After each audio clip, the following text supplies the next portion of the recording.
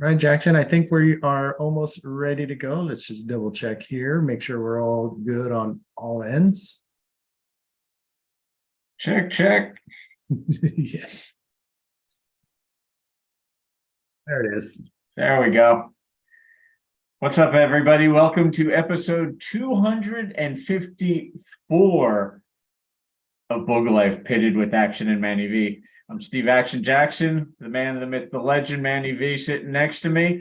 And no, I have not become cooler than thou wearing sunglasses. I'm just dealing with a little light sensitivity in my left eye, so I'm wearing shades today. Okay. So don't hold it against me.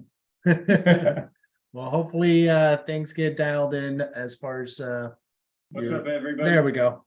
Now I'm just double checking over here. Sorry, Jackson. All right, we're firing on all cylinders. Now we're ready. Now we got the chat. Now we can see everybody. Okay. Interesting on how that all set up. Jackson, I hope you get better. I just handed you some drugs from Tijuana, so hopefully those help. But yeah, this is it. 254. Holy shit. Plugging right along, brother. Yeah. And you know what? I'm looking forward to hitting number 300. We'll have to have a little party. I think another party is definitely on the list. Come 300 episodes. Don't know where we'll be, but we'll make it happen. Wherever we're at, we'll make it happen for sure. All right, let's do this. All right, shout outs. My shout out this week goes to the man sitting next to me. What? Yep. You know what? I had nothing planned for Memorial Day. I get a message from him asking if I want to go out on the Epic Surf Tours boat. I never say no to going out on the boat because, as I've said before, I'll say it again. I love being able to jump off the side of the boat and paddle into some waves, whether it's firing or, yesterday we scored some fun little bowly waves. I was stoked to get wet. Yeah, Thank you.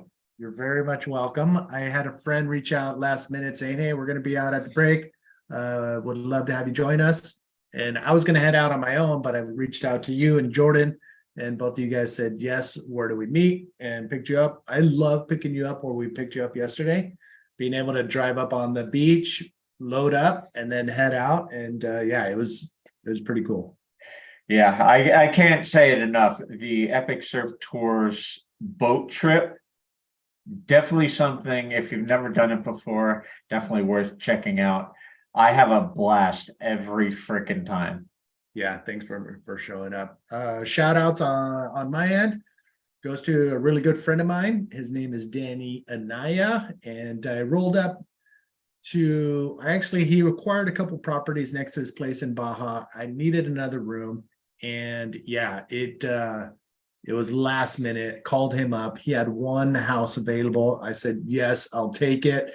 And he responded with, yeah, get down here. I got a special gift for you. And he didn't tell me what it was until the following day. He handed me up a folded up hooded sweater. And it was this one, the No Friends Crew, a hooded sweater that we got for our motorcycle ride down onto mainland Mexico, ferried over to Cabo and came back up the peninsula. But yeah, this thing's in pristine shape too. So Danny, thank you very much. And the badass hoodie that is. Oh my gosh, I was so stoked. Makes me wish I had held on to all my No Friends hoodies over the years. What's it gonna take to freaking restart that thing? We need to know. I mean, how many of you would love to have No Friends gear back in business? Yeah, I'm not, top guy with the whole bodyboard nostalgia thing. But No Friends was arguably the most legitimate bodyboard-based brand ever. And, it just kind of quietly came to an end for whatever reasons. And people have been clamoring to get their hands on goods like this hood. Yeah, I think I talked to Stoker. He was the videographer for No Friends. And he mentioned he reached out to Ross about acquiring it and getting it back going. But I think Ross has a pretty much strong hold on it and he's not letting it go anytime soon. And in fact, I don't even know where he is. So if you guys know where Ross McBride is, let me know so we can reach out to him and get an update on where he is and what he's doing and try to kick them in the butt to get No Friends gear up and rolling again. So let me know. What will it take to bring back No Friends? I know. So we'll find out. So yeah, shout outs to Danny and Aya. Thank you, brother. All right. And that brings us to bodyboarding news. And we're looking to get a little in depth this week. Over the weekend, the Antofagasta Bodyboard Festival came to a wrap. They pretty much had pumping waves every day of that contest. Massive. And you know what? The performances from all the riders in every division, absolutely stellar. Just a quick rundown of the winners. The first one getting crowned, the Pro Junior Women's Division, was won by Araya Tabalo from Hawaii. She is in really good position to become the first Hawaiian/American to ever win a world tour title. There's one Pro Junior Women's event later this year, the Lassali Pro in France. And you know what? She's really been impressive. Yeah, I reached out to one of the organizers of the IBC World Tour just to get an idea of what she has to do to become a world champion. And he essentially said she cannot get beat by Luna Hardman, and I believe the young Peruvian as well. So if she can beat out those two in the event, whether she makes it to the second round and they don't, she is the new world champion. So she just cannot get beat by either one of them. You know, saying we're watching history unfold, you know, people make history references and it gets a little overstated, kind of, you know, like certain buzzwords. But we are quite literally on the precipice of bodyboarding history. Yeah, this is going to be pretty exciting to watch, and I am definitely going to be watching that event live. And if she does become a world champion, that will be history. History will be made. Yes, indeed. Next to be crowned at the Antofagasta Bodyboard Festival this year was the Women's Pro Division, and an unbelievable final. You had a 2019 Women's World Champion Sari Ohara going up against five-time Women's Champ Neymar Carvalho. And, you know, that's the story of the women's division right now, is Battle of the Champions. If you look at the rankings for the Women's World Tour after the first two events, you've got Sari Ohara leading the rankings, Neymar Carvalho sitting second. 2017 world champion Joanna Shanker currently third, and two-time women's world champion Alexandra Rinder in fourth. If there's anybody looking to break through and claim a first world title, they're going to have their work cut out for them. That is correct. And I am looking at the screen you're looking at, and a few of the questions, few people are asking, where is Isabella Sosa? Isabella has competed in one event. She actually stated on her social media that her financial situation is dictating where and when she'll compete. Okay. All right, but we'll definitely see her along the road on the IBC World Tour. So just keep your eyes peeled, because when she shows up to an event. Yeah, you know, she's tied with Neymar Carvalho for 5 world titles, the most in women's history. And honestly, the way things are looking, Neymar and Isabella may not be done, but right now, Sari Ohara leading the points. She's looking to claim world title number 2. Incredible. Congrats to Sari Ohara, and big shout out to Jordan and Harold for chiming in live. And a quick little side note about Sari Ohara. Yeah. And also including 2018 women's champion Ayaka Suzuki. They're coming from the tutelage of bodyboarding legend Aoi Koike, sorry. And you know, it's really interesting to see Japan come to such prevalence. Yeah, it's I love it. I knew the time was coming, and you could see it in their eyes. Ayaka took the world by storm by being the first one, and I believe. Yes, 2018, the first Japanese born world champion in the sport of bodyboarding. And yeah, Sari Ohara followed it up the next year. Yeah, and not to pat myself on the back, but I could kind of tell as far back as 2011 when I first met both Ayaka and Sari that they were determined, they were talented, and they had the potential, and they've been living up to that potential. Yeah, 100%. So congrats, Sari Ohara. All right, next up, we have the men's pro division. And it's somewhat fortuitous to see the result at this first men's world tour event. We were talking before the season began about keeping an eye on the defending two-time world champion Tristan Roberts from South Africa and Tanner McDaniel. And lo and behold, the first men's final of the year, Tristan versus Tanner.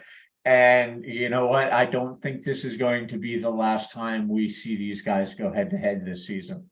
I mean, it was a repeat of last year, but last year it was Tanner who came out on top and Tristan wanted his due. So yeah, congratulations. And I mean, if you guys watched I think it was the third or fourth day to the last day, it was massive. Yeah, day 9 of competition was, to say it was pumping would be kind of a slight understatement. But yeah, it was definitely firing. There was size, there were power, massive maneuvers. You know, I just watching some of these inverts guys were throwing and even backflips. I was like, man, my ribs hurt just watching. Shout out to the photographers too. If you guys haven't followed Yurko and Pablo, be sure to follow them. Yeah, Pablo Jimenez, one of the top in his game. Same with Yurko. He's from Arica. I mean, so he knows what it's like being in the heavy stuff. So follow these two guys, Yurko Vasquez, and you'll see the links there once you get over to the IBC World Tour Instagram. All right, and that brings us to the final day of competition for the Antofagasta Bodyboard Festival. In the Pro Junior Men's, Michael Yancey from Peru took the win, and this kid was pumped. I mean, he was charging. You know, Manny and I were discussing before we went on air about how the Pro Junior divisions are not what you would expect. Not sending these teenagers out in grovelly little waves. They're charging it in the heavy stuff. Big maneuvers, you know, really showing skill beyond their years. And Michael Yancey, a perfect example of this. Yeah, I mean, I had the fortunate pleasure to meet him in the Canary Islands. I think it was a few years ago. And he was one of those just frothing Groms, you know, he was barely able to hold the line out at Fronton. But now here he is winning an event on the world stage in Antofagasta. And I remember asking him, because I bought the Golden Boom, but it was still green. And I brought the paint or bought it there. And he ended up painting the whole fist gold for me. And he was super pumped to do that. Like he was just one of those super frothing young guns. And it was pretty awesome to have that, you know, little story to tell. Yeah, that's pretty rad. All right, so last but not least, 9-time drop knee world champion Dave Hubbard put on a clinic. He dropped a 10 in the semis and a 9 in the final against Amaury Laverne. And just watching him ride, I mean, unreal. He'd get barreled, come out, snap off the top, get another barrel section, just very stylish riding. And during the course of competition on the final day, he actually pulled a drop knee 360 floater that had people tripping out, myself included. I wonder, I mean, do we have that video? I haven't seen the video in any of the highlights. I haven't come across it yet.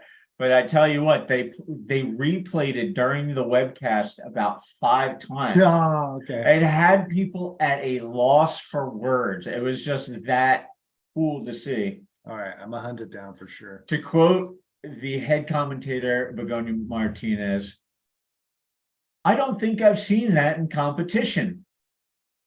At least not on the world tour in the past 20 years. Yeah, I know a lot of people have tried, but it's such a difficult maneuver to pull off because you land, have momentum of the spin as you're landing. If you're not, the rail isn't set properly, you're digging the rail and you're dust. Well, Dave was riding really smooth, really clean. You could tell he was dialed in. He was definitely feeling comfortable. At one point, he actually tried a drop knee roll-up. Unfortunately, he didn't complete that, but the DK 360 floater, styling. Yeah, I mean, he was out there with Amory Laverne, and that was a epic sight to see. So they do have these events online for you to go back and watch. I am definitely going to go hunt down that final. All right, there you have it. Yeah, there's a rundown of the Antofagasta Bodyboard Festival. Like I said, it wrapped on Sunday, 11 days of solid waves, 11 days of incredible wave riding, and they rolled right into the next event, the Arica Cultura Bodyboard. Day one was today. Yeah, that's going to be another fun one to watch. So we'll pull that up. But yes, beautiful. Stoked on him. He was just a Grom, like when I met him. Super Grom. Frothing, totally. Yeah. Okay. Next up, what do you got? All right, next up, we're rolling right into the video of the week. And we just finished talking about Antofagasta and how firing it was. So let's cue up the final day highlights. Awesome. All right. You guys let me know, Harold and Jordan, if you guys can hear the sound or not. Here we go.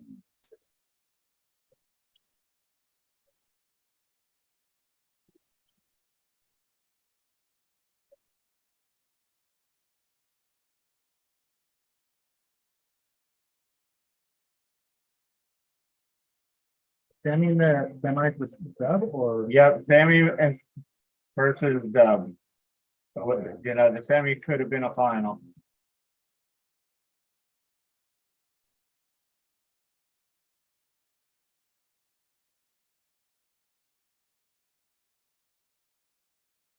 an animal? Jack time. The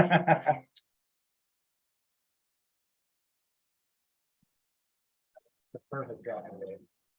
Oh, Cepeda. I really wish he would have made it and won it. Yeah, Cepeda versus Maz in the second semifinal. He had the hometown going crazy.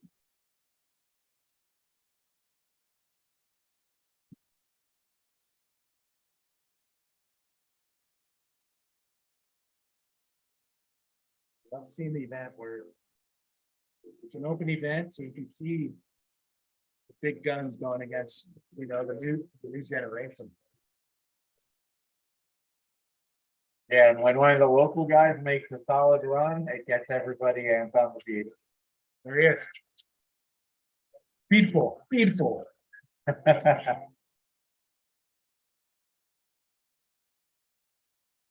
they had epic condition. Oh, how I did that.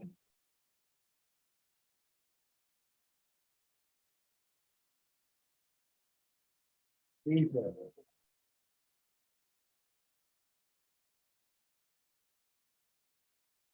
There it is. Oh my God, that was dope. All right, so there it is. No hands.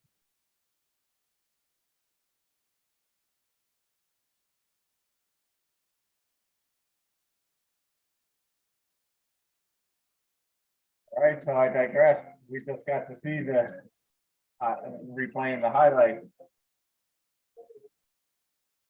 That's why I guess I'm taking a video of the week without actually having watched it. You caught me.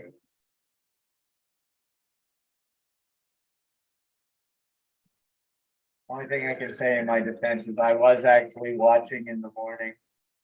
So I knew there was a good chance it would be in the highlights. Perfect. No, this was solid.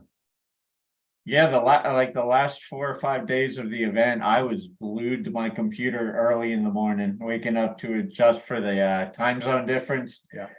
Coffee and oatmeal, watching bodyboarding on my computer. Yeah, it's pretty different watching it from this side of the camera and chiming in on the chat box too. So it's pretty cool. Yeah, trust me. As much as I love being a fan watching from home, there are moments like during this contest where I truly miss being at the event behind the camera, mic in hand or headset on, and it just calling it as it unfolds and being in the mix. I'm right there with you, but yeah, unfortunately, we're we're not there. But yeah, there was times where I just wanted to grab the mic and say, "Fuck, don't you know what's going on?" But, Yeah, good stuff. no, it was awesome. Congratulations to all the winners. Yes, congratulations to all the winners, and that brings us to our Tuesday motivation. And I'm just going to keep it short and sweet. Stay stoked and boogie on. We'll take it. All right.